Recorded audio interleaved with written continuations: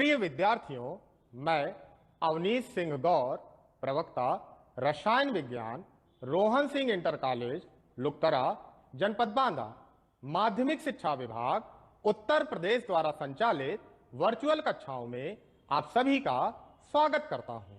आज हम कक्षा 12 विषय रसायन विज्ञान के एकक 9 उप सह संयोजन यौगिक के अंतर्गत प्रकरण उप सह संयोजन यौगिकों का वर्गीकरण, सूत्रीकरण तथा नामकरण भाग 3/5 का अध्ययन करेंगे। इस व्याख्यान में हमारी चर्चा के बिंदु होंगे उप सह संयोजन यौगिकों का वर्गीकरण, उप सह संयोजन यौगिकों का सूत्रीकरण तथा उप सह संयोजन यौगिकों का नामकरण। इससे पूर्व के व्याख्यान में आप वर्नर के सिद्धांत, द्विक्लवण एवं उप सह संयोजन यौगिकों में अंतर तथा उप सह संयोजन यौगिकों से संबंधित शब्दावली की परिभाषाएं जैसे केंद्रीय धातु परमाणु या आयन, समन्वय सत्ता, लिगैंड, उप सह संयोजन संख्या, ऑक्सीकरण संख्या तथा समन्वय मंडल आदि का अध्ययन कर चुके हैं। वर्नर सिद्धांत के अनुसार उप सह संयोजन यौगिकों में धातुएं कितनी प्रकार की संयोजकताएं प्रदर्शित करती हैं?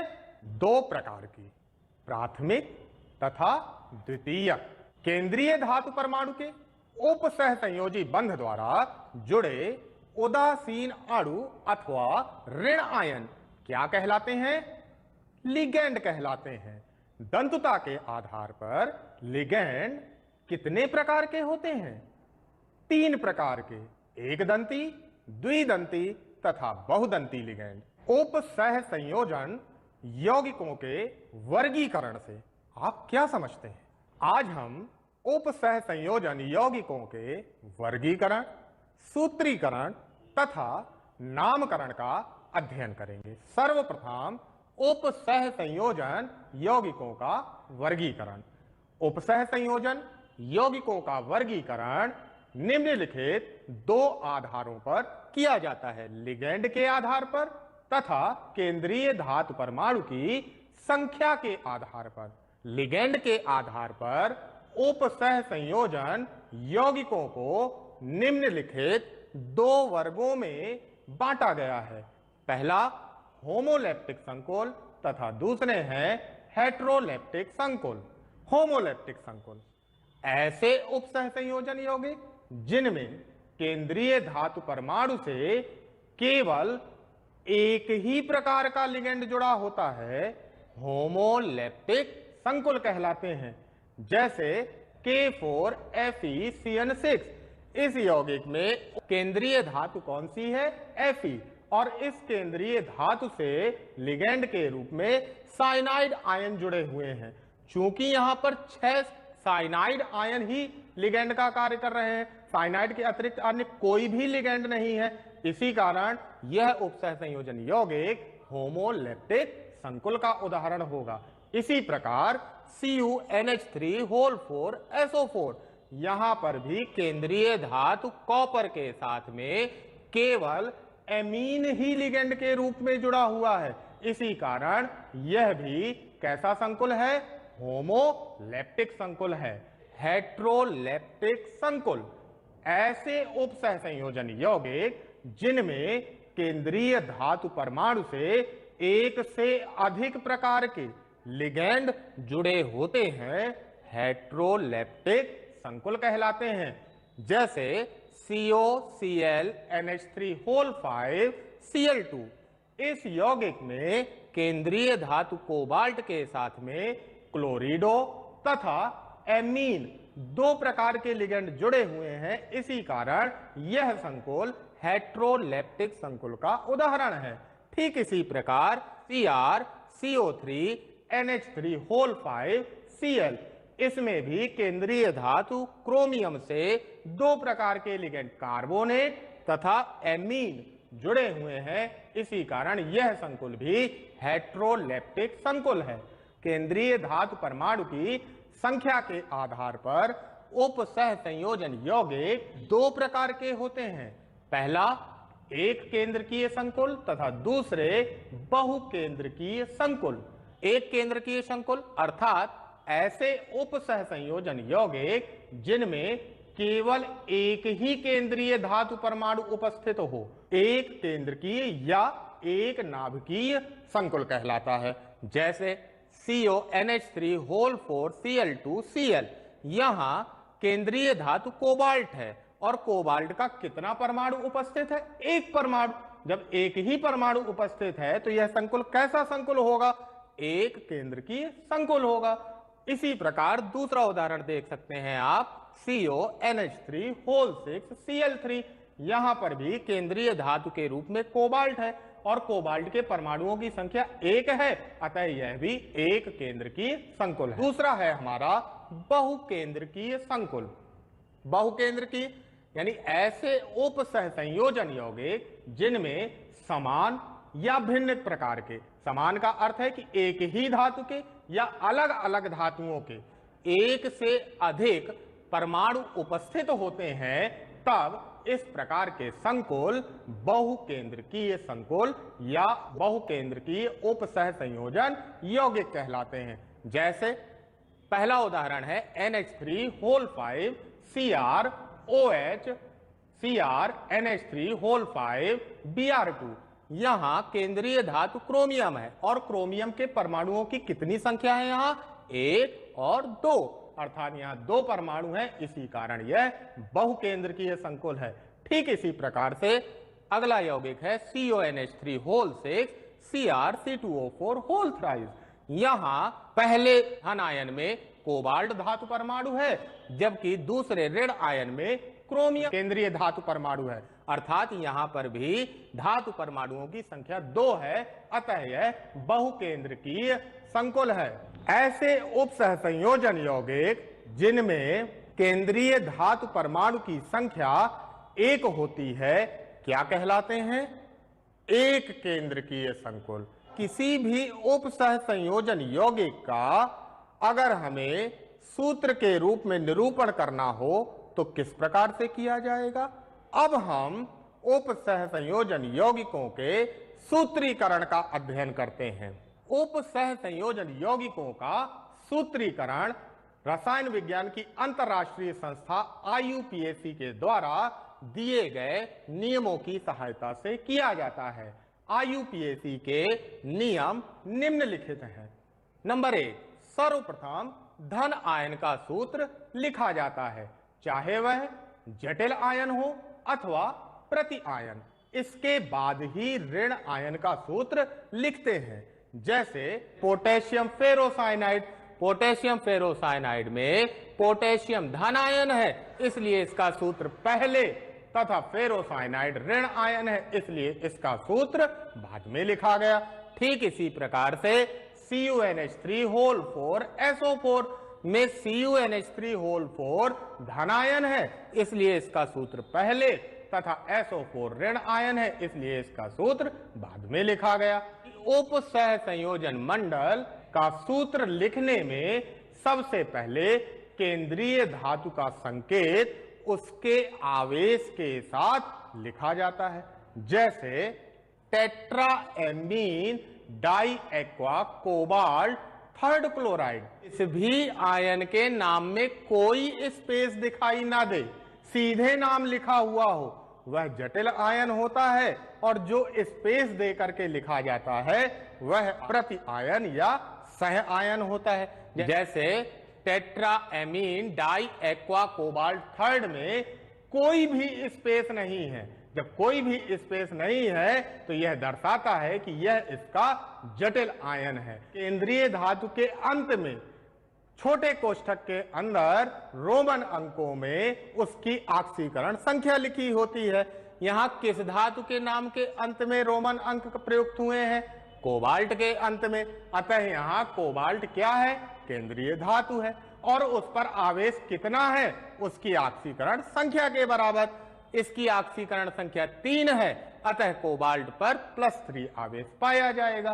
तो जटिल आयन के नाम लिखने में सबसे पहले हम कोबाल्ट +3 का प्रयोग करेंगे। ठीक इसी प्रकार से पोटेशियम टेट्रासाइनिडो निकलेट सेकेंड में जटिल आयन में केंद्रीय धातु निकेल है और इसकी ऑक्सीकरण संख्या इस यौगिक में +2 है, अर्थात इस पर +2 आवेश पाया जाएगा। अतः हमने Na+2 लिखा। केंद्रीय धातु से जुड़े लिगैंड के सूत्र या संकेतों को उनके आवेश के साथ अंग्रेजी वर्णमाला के क्रम में लिखा जाता है। यदि लिगैंड हमारा बहुपरमाणुक है, अर्थात उसमें एक से अधिक तत्वों के परमाणु हैं, तब उसके सूत्र को छोटे कोष्ठक के अंदर लिखा जाता है। जैसे tetraammine die aqua cobalt third chloride में केंद्रीय धातु कोबाल्ट के साथ लिगैंड के रूप में कौन जुड़ा हुआ है? एमीन तथा एक्वा। तो जब पहला अक्षर समान होता है तो अंग्रेजी वर्णमाला का क्रम दूसरे अक्षर के द्वारा निर्धारित करते हैं। इसी कारण एमीन को पहले तथा एक्वा को बाद में लिखा जाएगा। और चूंकि ये दोनों ही उदासीन लिगैंड है, इसलिए इनके आवेश को अंकित नहीं करेंगे। एमीन की संख्या 4 है, इसलिए इसको छोटे कोष्ठक में बंद करने के बाद बाहर 4 लिखा गया, तथा एक्वा 2 है, इसलिए H2O के कोष्ठक के बाहर 2 लिखने पर जटिल आयन का सूत्र CO+3 NH3 whole 4 H2O whole twice होगा। कि जो जटिल आयन का सूत्र प्राप्त होता है उसको बड़े कोष्ठक के अंदर लिखते हैं तथा जटिल आयन के कुल आवेश को बड़े कोष्ठक के बाहर, यानी इस कोष्ठक के बाहर दाईं ओर ऊपर की ओर लिख दिया जाता है। जैसे tetraammine die aqua cobalt third chloride के जटिल आयन का सूत्र CO+3 NH3 whole 4 H2O whole twice को जब हम बड़े कोष्ठक के अंदर लिखते हैं और इस पर कुल आवेश कितना रह जाएगा? CO पर +3 आवेश था, NH3 H2O पर 0 आवेश होता है, तो 3 में 0 को जोड़ेंगे शेष 3 रह जाएगा। इसलिए बड़े कोष्ठक के बाहर इसके आवेश को दाईं ओर ऊपर की ओर लिख देते हैं और लिखने पर सूत्र प्राप्त हुआ हमको CO NH3 whole 4 H2O whole twice +3 आयन। इसके बाद धन आयन के आवेश को ऋण आयन के द्वारा संतुलित किया जाता है। जैसे इस tetraammine die aqua cobalt third chloride में tetraammine die aqua cobalt third ion धन आयन है, क्लोराइड ऋण आयन है, और जब हम इसको संतुलित करते हैं तो चूंकि धन आयन पर +3 आवेश है, इसी कारण हमें आवेश को समाप्त करने के लिए -3 आवेश की आवश्यकता है।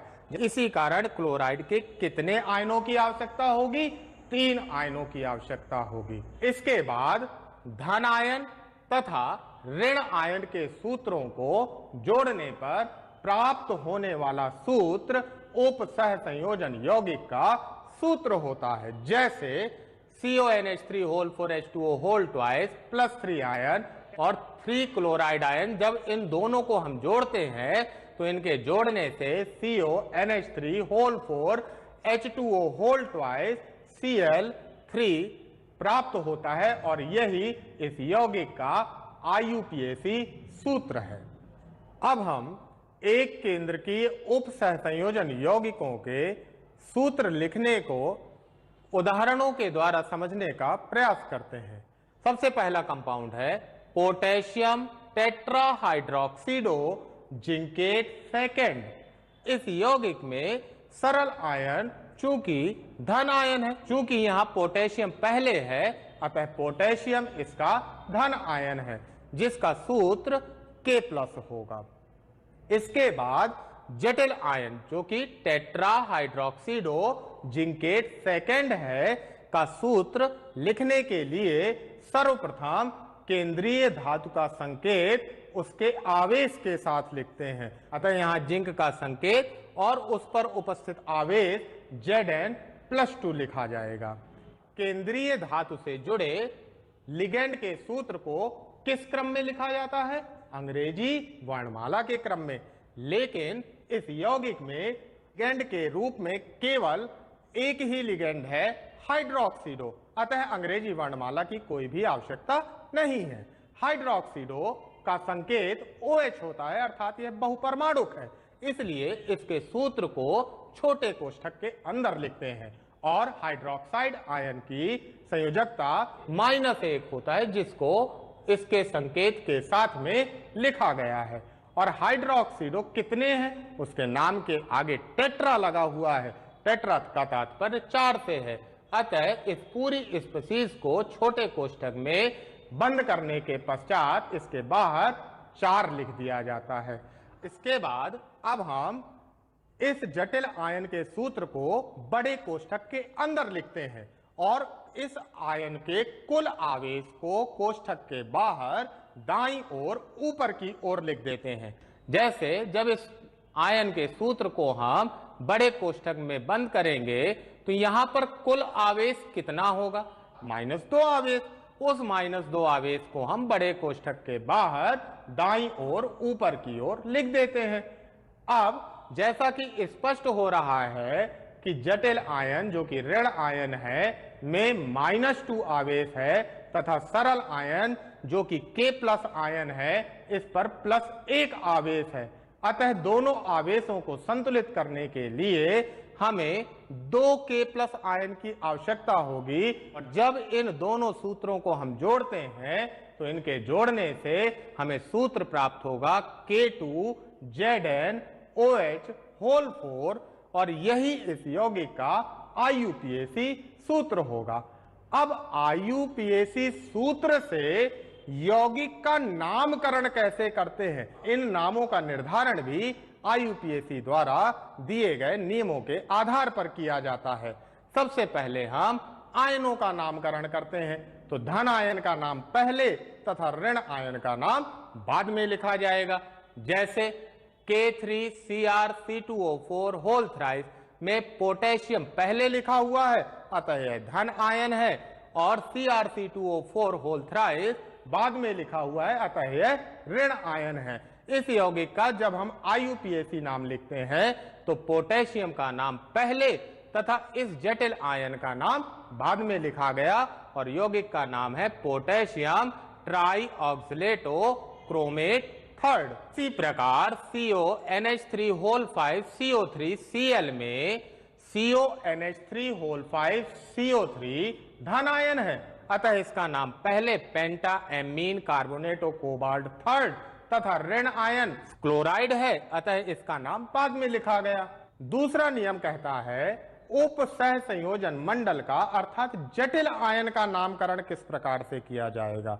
जटिल आयन के नामकरण में सबसे पहले लिगेंड के नाम अंग्रेजी वर्णमाला के क्रम में लिखे जाते हैं तथा उसके बाद केंद्रीय धातु का नाम लिखा जाता है। केंद्रीय धातु की ऑक्सीकरण संख्या को उसके नाम के अंत में रोमन अंकों में छोटे कोष्ठक के अंदर लिखते हैं। यहां आप देख रहे हैं कि नामकरण में जो प्रक्रिया हम इस्तेमाल कर रहे हैं ये सूत्रीकरण की प्रक्रिया की ठीक विपरीत है। जब हम जटिल आयन का सूत्रीकरण करते हैं तो वहां केंद्रीय धातु को उसके आवेश के साथ सबसे पहले लिखा जाता है और उसके बाद लिगेंड के सूत्रों को अंग्रेजी वर्णमाला के क्रम में लिखते हैं। लिगेंड के नामों तथा केंद्रीय धातु के नाम में कोई भी स्पेस नहीं दिया जाता। जैसे CONH3 होल 5 Cl+2 आयन में केंद्रीय धातु कौन सी है, कोबाल्ट, और इस केंद्रीय धातु से कितने प्रकार के लिगेंड जुड़े हैं, 2 प्रकार के लिगेंड। कौन कौन से, NH3 तथा Cl। NH3 का नाम एमीन तथा Cl का नाम क्लोरिडो होता है और अल्फाबेटिकली पहले किसका नाम आएगा, एमीन का नाम, क्यों, और क्लोरिडो का नाम बाद में आएगा। क्यों? अब कितने एमीन है इसमें, 5 है तो 5 को हम पेंटा कहते हैं तथा क्लोरिडो कितने हैं, एक ही है, इसलिए उसकी संख्या को प्रदर्शित नहीं किया जाता। और जब हम इस संकुल आयन का नाम लिखेंगे तो नाम होगा पेंटा एमीन, जो कि 5 एमीन्स को प्रदर्शित कर रहा है, क्लोरिडो दूसरा लिगेंड, कोबाल्ट केंद्रीय धातु तथा थर्ड कोबाल्ट की ऑक्सीकरण संख्या है और इनके नामों में कोई भी स्पेस नहीं दिया जाता। लिगेंड का नामकरण किस प्रकार से करते हैं, उसके लिए 3 नियम है। सबसे पहला नियम यह कहता है कि ऋणावेशित लिगेंड के नाम के अंत में ई के स्थान पर ओ जोड़ देते हैं, यानी उनका साधारण नाम में जो ई लगा होता है उसको हटाकर ओ को जोड़ दिया जाता है। जैसे एसीटेट, एसीटेट में ई के स्थान पर ओ जोड़ेंगे तो एसीटेट एसीटेटो में परिवर्तित हो जाएगा। सल्फेट सल्फेटो में, थायोसाइनेट थायोसाइनेटो में, कार्बोनेट कार्बोनेटो में, फ्लोराइड फ्लोरिडो में, क्लोराइड क्लोरिडो में। इसी प्रकार जितने भी ऋण आयन होते हैं उन सभी में नाम में ई के स्थान पर ओ को जोड़ दिया जाता है। जो उदासीन तथा धनावेशित लिगेंड हैं उनके नाम परिवर्तित नहीं होते, जैसे C5H5N और IUPAC नाम भी पायरिडीन है। N2 dinitrogen, O2 dioxygen, NO2 plus nitronium ion है। N2H5 का IUPAC नाम हाइड्रोजीनियम, NO प्लस का IUPAC नाम नाइट्रोसोनियम। लेकिन कुछ उदासीन लिगेंड ऐसे भी होते हैं जिनके नाम परिवर्तित हो जाते हैं, ये अपवाद लिगेंड हैं। जैसे H2O का साधारण नाम वाटर होता है लेकिन IUPAC में इसे एक्वा लिखा जाता है। NH3 का नाम अमोनिया है लेकिन IUPAC में इसका नाम एमीन लिखा जाता है। NO को नाइट्रोसिल तथा कार्बन मोनोऑक्साइड को कार्बोनिल कहा जाता है। यदि जटिल आयन में एक ही प्रकार के लिगेंड की संख्या एक से अधिक हो तो उनकी संख्या को प्रदर्शित करने के लिए उनके नाम के पूर्व 2 के लिए डाई, 3 के लिए ट्राई, 4 के लिए टेट्रा आदि का प्रयोग किया जाता है।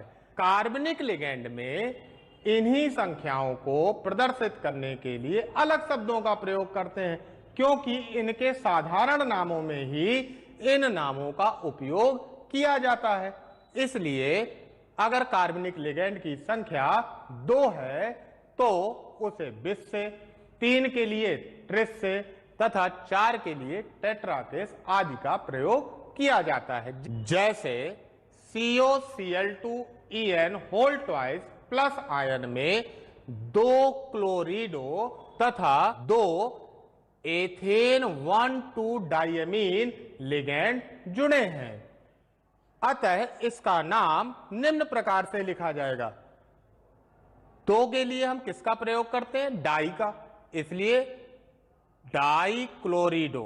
अब यहां क्लोरिडो पहले क्यों आया? अंग्रेजी वर्णमाला के अनुसार, क्योंकि इसका स्पेलिंग सी से स्टार्ट होगी जबकि एथेन की स्पेलिंग ई से स्टार्ट होती है, इसलिए क्लोरिडो को पहले लिखा गया और उसकी संख्या को उसके आगे।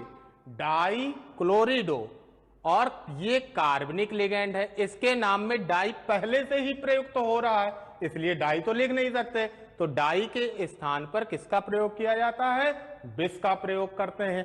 तो बिस एथेन 1,2 डायमीन कोबाल्ट, जो कि इसकी केंद्रीय धातु है तथा इस धातु के बाद उसकी ऑक्सीकरण संख्या रोमन अंकों में कोबाल्ट 3rd लिखी गई। केंद्रीय धातु आयन का नामकरण इस आधार पर किया जाता है कि यदि जटिल आयन धन आयन है तो केंद्रीय धातु का नाम वही लिखा जाता है जो उस तत्व का नाम है। यदि जटिल आयन ऋण आयन है तो धातु के नाम के अंत में एट अर्थात ATE जोड़ दिया जाता है। जैसे कोबाल्ट के लिए कोबाल्टेट हो जाएगा, क्रोमियम के लिए क्रोमेट हो जाएगा।